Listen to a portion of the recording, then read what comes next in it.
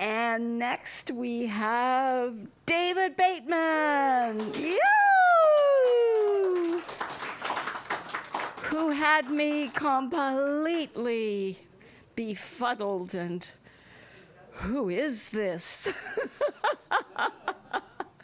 I mean, he is really in some imaginative realm. Yes, just be careful to not trip over. Thank you. Oh, God. Thank you, Brenda. It's lovely to be here. My costume, I am Autumn at Midnight. Please applaud. Thank you. And this is this is holding my phone, and her name is Miriam. She's named after the Merriam-Webster Dictionary. Thanks, and that was inspired by the lovely and talented Seraphin. And my very short bio, which is the favorite bio I ever wrote for myself. It's very short.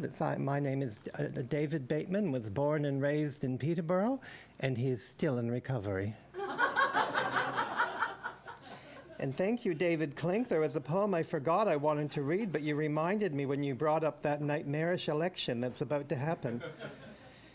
And this is a poem, I think it's a kind of silly poem, but I like it. And it's I don't know why. Anyway, you'll see what it's all about. It's called Orange. I don't like to make fun of people, but sometimes I just can't help myself.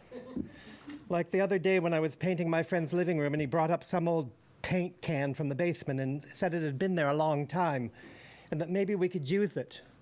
And I suspected he was wrong. So I opened the can and it was orange on top. An inch of putrid, rank liquid, stagnant and velvety in its rotting state. So I tried to stir it and discovered a hardened yet soft, like a half-erect penis, rubbery and floppy, cowardly and unstirrable. Brain-like, a ball of congealed dead paint. The folds of a brain are called gyri, and the grooves are called sulci, a kind of whitish-gray mass under the orange layer of a fetid, watery, oily substance. And I thought to myself, who could have ever imagined that a 10-year-old useless gallon of paint would become the President of the United States?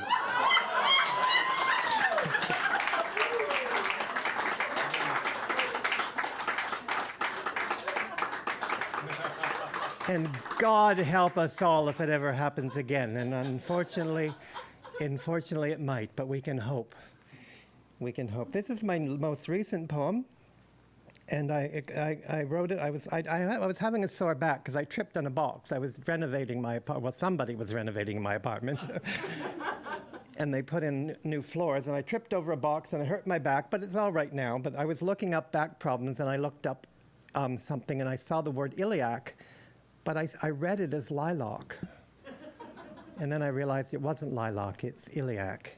So it inspired this poem called Lilac Crotch. Magnificent, mediocre, and mundane, as you plummeted genital kisses on my face, promising to teach me how to do the splits, then pommel-horsed out of my life. Before I stretched my misnamed lilac region into a flowering bush of imaginary buds suited to my visually impaired, my vaguely maniacal misspelling of the iliac area.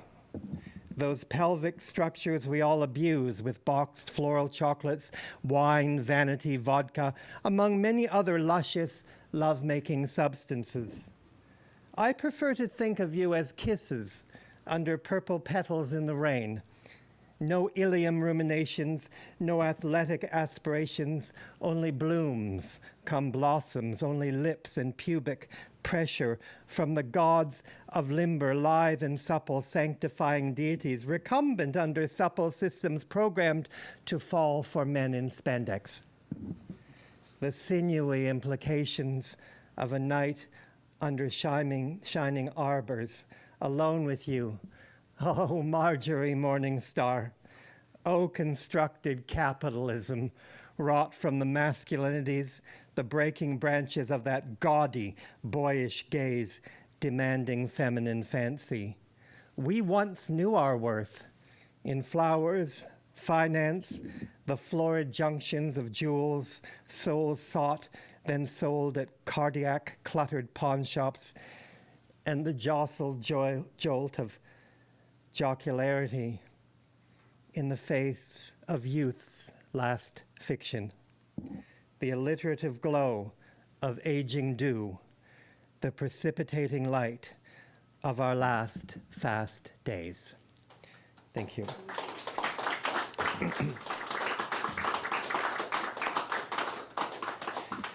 This is a poem I've read a lot, but it seems appropriate because we're people keep looking at me tonight and saying, I didn't even know it was you. And I thought, well, good, because I don't look like this. But and Halloween is a kind of celebration of drag, even though it's not essentially drag. So this is a poem I wrote many years ago, dedicated to one of the greatest drag queens ever, a British drag queen. I used to sing it to a country melody, but I don't remember how to do that. It's for Bateman, and she just recently died, and she was an amazing actor and performer and drag persona. It's called Drag Lament. We rare and rural drag queens, we know a lonely, luckless life. We long for ostrich feathers, but know only chickens, cows, and strife. Halls where we may strut our stuff are few and far between. Barnyards, pastures, valleys, hardly room to preen. Frequent forays into town may assuage our needs, but the risk is ever present that some bitch may shout, hayseeds. Difficult to manage in this world. Respect.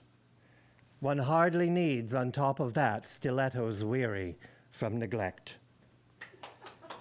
It really isn't decent. It really isn't fair that God's finest creatures should have to wash their hair in rain barrels alongside tractors, not far from pigs and steers, when metaphors to these are found in many urban queers. Oh, being nasty, it's not a good thing.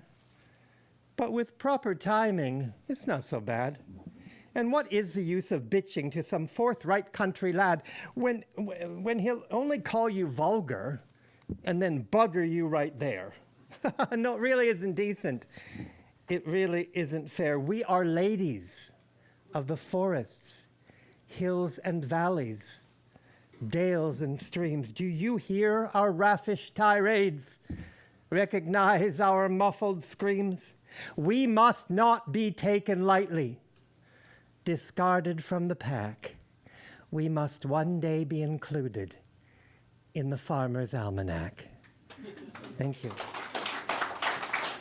And I have one more poem. Am I good? Oh, dear God. Well, we'll see what happens. I'll do this one, this side. I'll do this one, and then we'll see if I can find another one.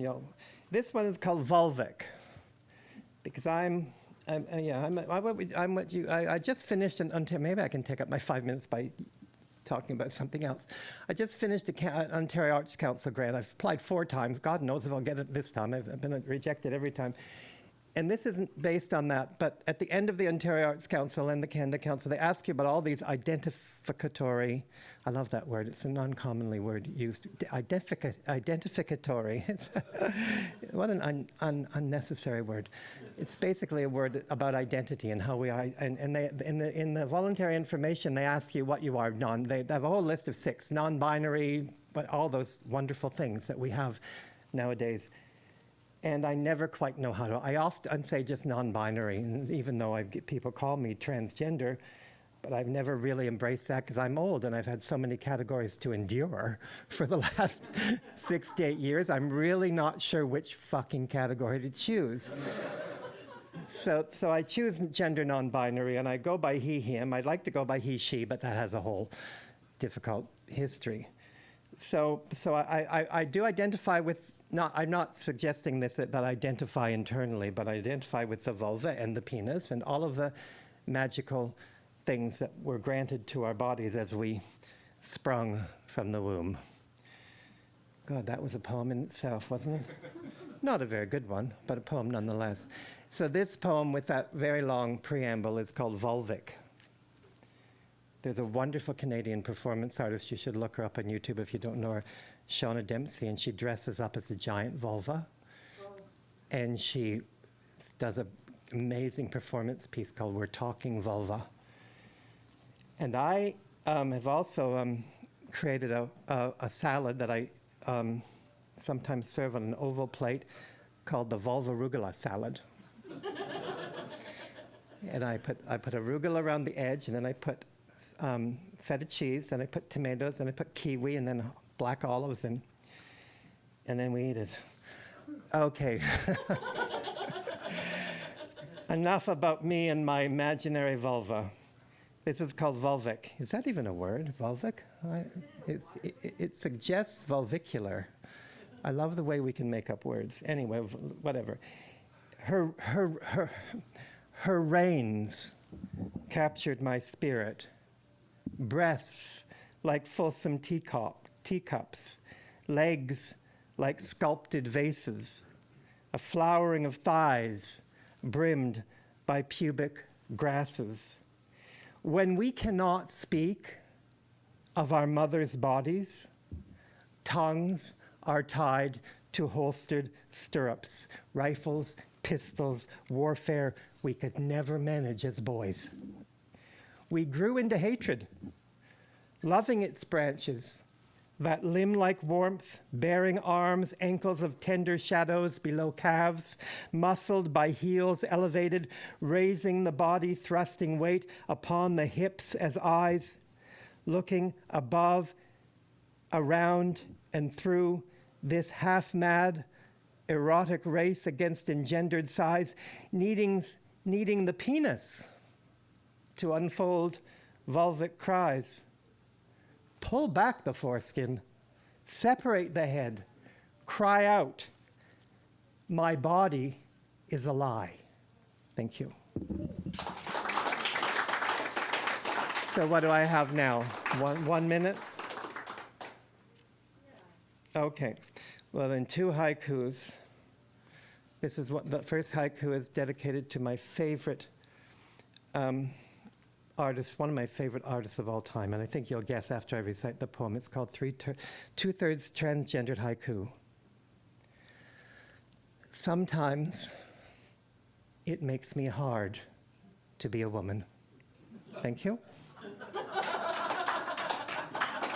And finally, this is the most religious I get. I have all respect for different forms of faith, but this is the most religious I get. I was at a poetry reading once, and I did my best, and I succeeded, not staring at this beautiful fellow in the corner. And this is the poem that came of it. And the poem was inspired by the creation of the human body. It's called Creation.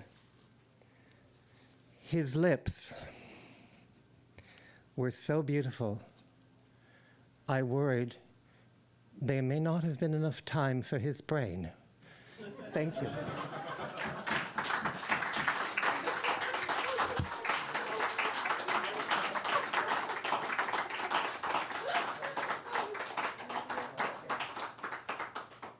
Oh, David, isn't he something? He's him. David has organized and runs a really great poetry reading called Dirty Queer Poetry. And it's on, I love that. It's on the second Wednesday of every month at the Black Eagle Tavern, and that's where I met Andrea. And we get to go and read our most erotic poetry, don't we? It's wonderful. If you ever want to come out, David is an amazing host. So thank you, David. That was wonderful. My goodness. So honored to have all of you here.